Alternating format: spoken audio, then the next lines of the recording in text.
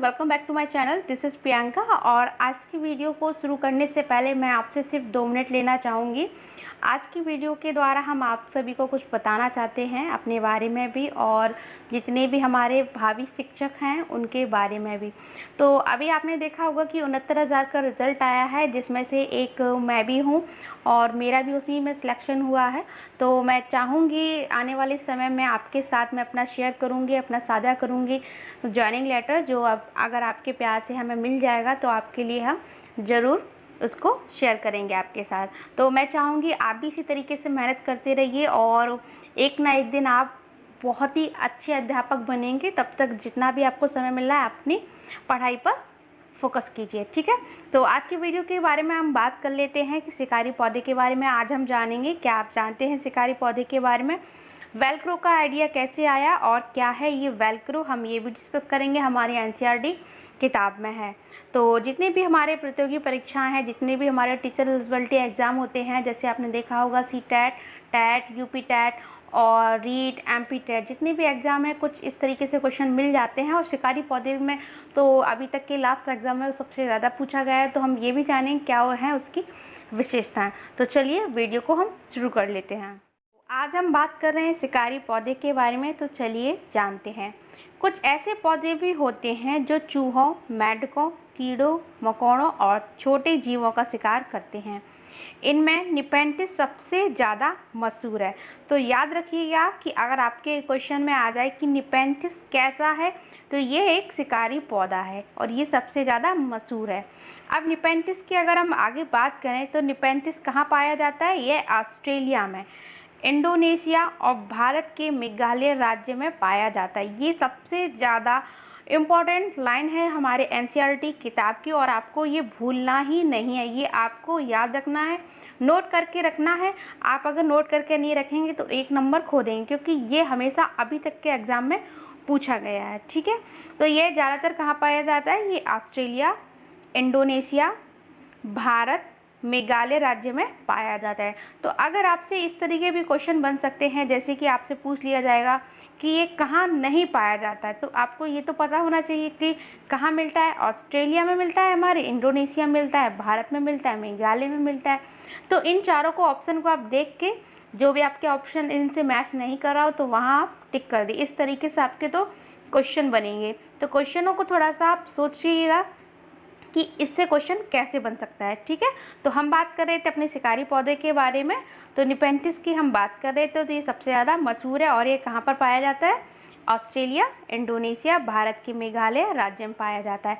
इसका आकार लंबे घड़े जैसा होता है, जिसके ऊपर पत्ती का ढक्कन लगा होता है।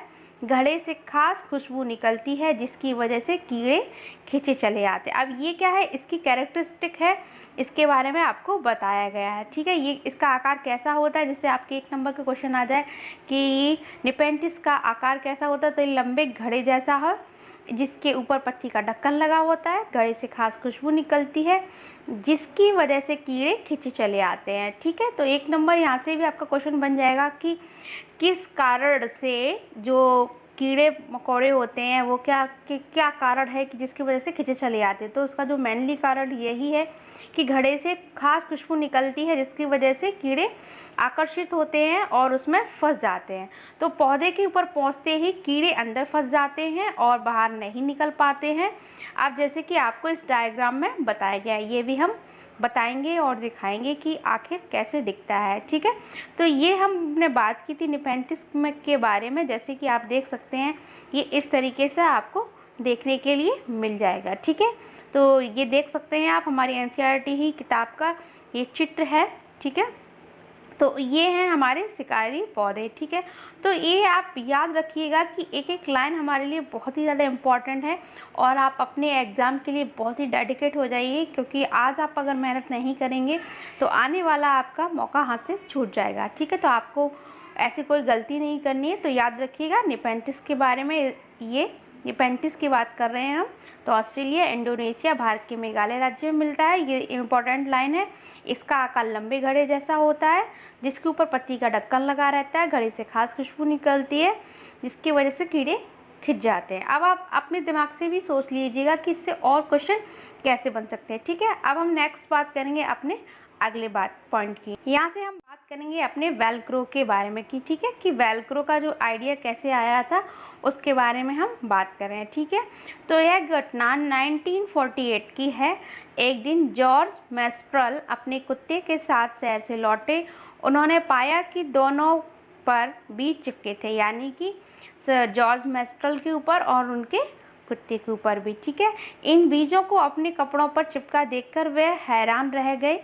झट माइक्रोस्कोप उन्होंने निकाला और बीजों को बारीकी से देखने के लिए बीजों में छोटे छोटे हुक थे। ठीक है, अब ये क्या है, आपको कैरेक्टरिस्टिक भी आपके एग्जाम में पूछ सकते हैं कि निम्नलिखित में से कौन सा लक्षण है हमारे वेलक्रो का। वेलक्रो आप जानते होंगे कि हमारे ये देखिए जैसे सैंडल वगैरह होते हैं ना, जूते चप्पल, तो उसमें क्या होता है, चिपकाने वाला एरिया होता है, उसको हम बोलते हैं वेलक्रो। ठीक है, तो उसी की हम बात कर रहे हैं। ठीक है, तो इनकी मदद से बीज के कपड़े के रेशों पर अटक गए थे। यह देखकर मैस्ट्रल को आइडिया आया वेलक्रो बनाने का।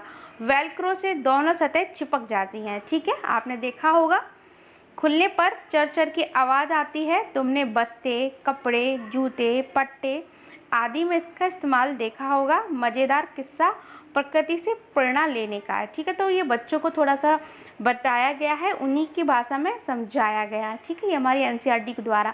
अब आपका एक क्वेश्चन यहाँ से ये बन जाएगा कि वेलक्रो निम्नलिखित में से किसके लिए इस्तेमाल होता है। तो आपको याद रखना है बस्ते, कपड़े, जूते, पट्टे आदि में इसका इस्तेमाल देखा जाता है। ठीक है, और इनका जो नाम है, जो जिन्होंने एक्सपेरिमेंट किया था वो भी आपको याद रखना है। उनका नाम था जॉर्ज मैस्ट्रल। ठीक है, तो इस तरीके से आपको क्वेश्चन देखने को मिल सकते हैं। तो ये थे हमारे आज के कुछ खास पॉइंट। और आपको अगर आज की वीडियो अच्छी लगी हो तो लाइक कीजिए, सब्सक्राइब कीजिए study with Priyanka. Thank you for watching this video. और आगे भी हम आपके लिए इस तरीके से बहुत ही इंपॉर्टेंट लाइनें, चैप्टर और इम्पॉर्टेंट पॉइंट्स भी लाते रहेंगे, जिससे आपको आपके एग्जाम में सफलता प्रदान करे। तो thank you for watching this video. Bye bye.